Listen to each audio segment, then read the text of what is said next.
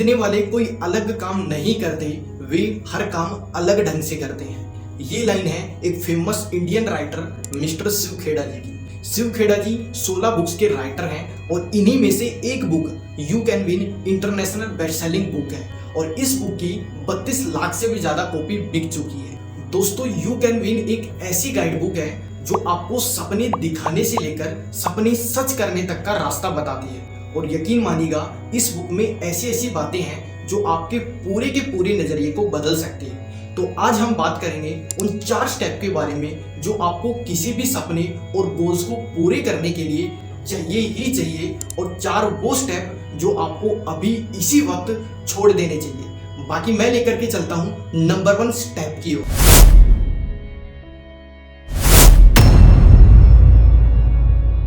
दोस्तों, number 1 step जो किसी भी सपने को पूरे करने के लिए चाहिए होता है वो है पॉजिटिव एटीट्यूड। हार्वर्ड यूनिवर्सिटी के सर्वे के अनुसार 85% लोगों को एटीट्यूड की वजह से जॉब मिलती है और मात्र 15% लोगों को डाटा एंड फिगर की वजह से जॉब मिलती है। दोस्तों, आप सभी लोग बाइबल में बताई गई डेविड और गोलियत की कहानी तो जानते ही होंगे।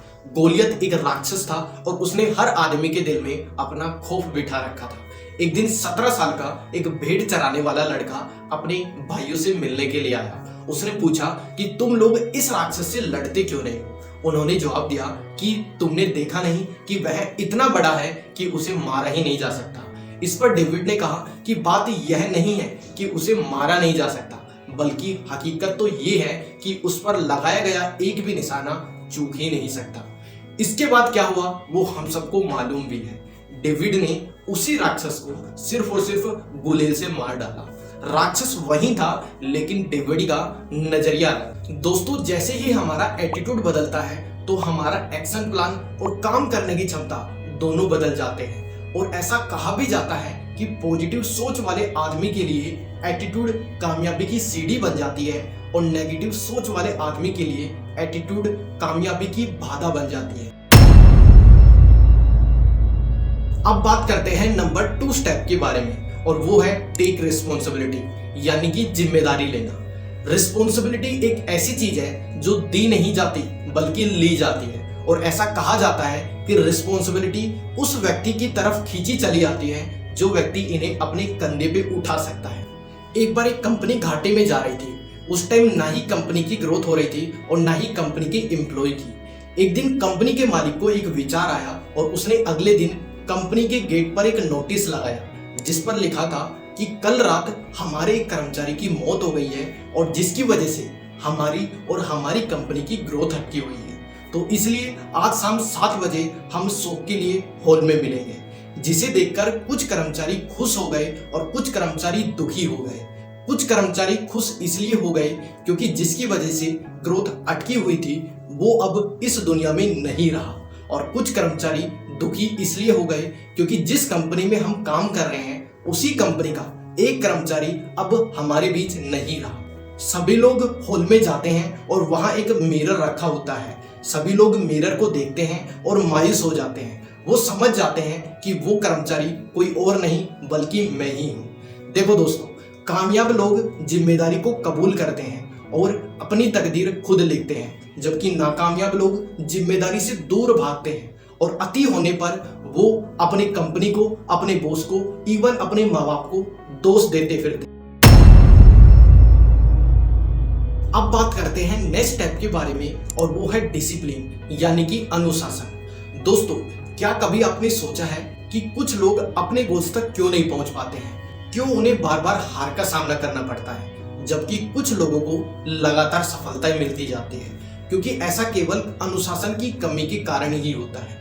मतलब ये है कि ज्यादा काम कभी कभी करने से अच्छा है कि थोड़ा काम लगातार किया जाए। दोस्तों, अनुशासन का मतलब है दृढ़ता, यानी कि कोई भी समस्या आने से पहले उसकी वजह को मिटा देना। माता जिराफ अपने बच्चे को खड़े खड़े जन्म देती है। बच्चा माँ की कोख से जमीन पर गिर जाता है और फिर बैठ जाता है। बच्चे की माँ सबसे पहला काम ये करती है कि बच्चे के पीछे जाती है और उसे जोरदार ठोकर मारती है। बच्चा खड़ा हो जाता है लेकिन पांव कमजोर होने के कारण वह गिर जाता है। बच्चे की माँ दोबारा जाती है, दोबारा ठोकर मारती है और बच्चा खड़ा हो जाता है। लेकिन कुछ टाइम बाद बच्चा दोबारा बैठ जाता है। लेकिन बच्चे की माँ तब तक ठोकर मारती है जब तक बच्चा दौड़ने ना लग जाए। ऐसा इसलिए क्योंकि बच्चे की माँ को अच्छे से पता है अगर बच्चा दौड़ेगा नहीं तो कोई और जानवर इसे खा जाएंगे। इट मीन्स एक नई प्रॉब्लम आने वाली थी। बच्चे की माँ उस प्रॉब्लम को आने से पहले ही उसका सॉल्यूशन निकाल लेती है। इट मीन्स इसे ही अनुशासन कहते हैं। अब बात करते हैं नंबर 4 स्टेप के बारे में, और वो है प्राइड ऑफ परफॉर्मेंस, यानी कि अपने काम पे गर्व करना। एक बार 3 लोग ईंटों की चिनाई कर रहे थे। तभी एक व्यक्ति ने उनसे पूछा कि आप लोग क्या कर रहे हैं। उनमें से एक ने जवाब दिया कि तुम्हें दिखाई नहीं देता, हम रोजी रोटी कमा रहे हैं। दूसरे ने जवाब दिया कि आपको दिखाई नहीं देता, हम चिनाई कर रहे हैं। और तीसरे ने जवाब दिया कि मैं एक सुंदर सा घर बना रहा हूं। दोस्तों, वो तीनों एक ही काम कर रहे थे, लेकिन उन तीनों का अलग अलग नजरिया था। इसी प्रकार हमारी लाइफ में भी होता है। आपने बहुत से लोगों को देखा होगा जो किसी न किसी कारण दुखी रहते हैं। कुछ लोग कम सैलरी के कारण, कुछ लोग ज्यादा काम करने के कारण, कुछ लोग लेट सैलरी मिलने के कारण, तो कुछ लोग ज्यादा जिम्मेदारी के कारण। देखो दोस्तों, सफल लोग खुश हो ये जरूरी नहीं, लेकिन खुश आदमी सफल जरूर होता है। तो आज से अभी से अपने काम पे गर्व करो, क्योंकि काम कोई छोटा बड़ा नहीं होता, सिर्फ आदमी की सोच छोटी बड़ी होती है। दोस्तों, हमने बात किया उन 4 स्टेप के बारे में जो किसी भी सपने को हासिल करने के लिए चाहिए होते हैं। अब हम बात करेंगे नेक्स्ट 4 स्टेप के बारे में जो हमें पीछे की ओर धकेल रहे हैं।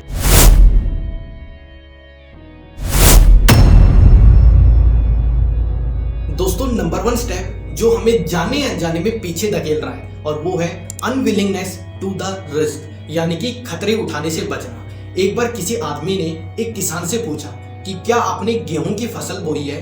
किसान ने जवाब दिया नहीं, क्योंकि मुझे बारिश होने का डर था। उस आदमी ने पूछा कि क्या आपने मक्के की फसल बोई है? किसान ने जवाब दिया नहीं, क्योंकि मुझे डर था कि कीड़े मकोड़े खा जाएंगे। उस आदमी ने पूछा कि आखिरकार तुमने बोया क्या है? किसान ने जवाब दिया कुछ नहीं, क्योंकि मैं कोई रिस्क नहीं लेना चाहता था। इसी प्रकार बहुत से लोग रिस्क लेने से बचते हैं, लेकिन ध्यान रहे रिस्क ना लेना भी बहुत बड़ा रिस्क है।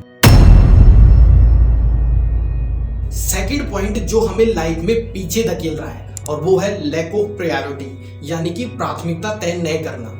देखो दोस्तों, फेलियर लोगों का एक बहुत बड़ा नेगेटिव पॉइंट है प्राथमिकता तय न करना। उनके साथ ठीक ऐसा ही होता है कि वो जाना चाहते तो दिल्ली हैं, लेकिन पहुंच मुंबई जाते हैं। लेकिन ध्यान रहे, यदि आपको लाइफ में आगे बढ़ना है, गोल्स पूरे करने हैं और टॉप के लोगों में आना है, तो आपको प्राथमिकता तय करनी ही होगी। मतलब जो काम सबसे इंपॉर्टेंट है उसको सबसे पहले करना है, जो कम इंपॉर्टेंट है उसके बाद करना है, और जो इंपॉर्टेंट ही नहीं है, यानी कि जो काम पर्सनल और प्रोफेशनल लाइफ से ताल्लुक ही नहीं रखता है, उस काम को करना ही नहीं है। क्योंकि ऐसा करने से आपके काम की प्रोडक्टिविटी बढ़ती है, टाइमिंग बचता है और जल्दी ग्रोथ होती है। अब बात करते हैं नंबर 3 पॉइंट के बारे में जो हमको अभी इसी वक्त छोड़ देना चाहिए, और वो है लुकिंग फॉर शॉर्टकट, यानी कि शॉर्टकट की तलाश। एक बार एक चिड़िया जंगल में गाना गा रही थी।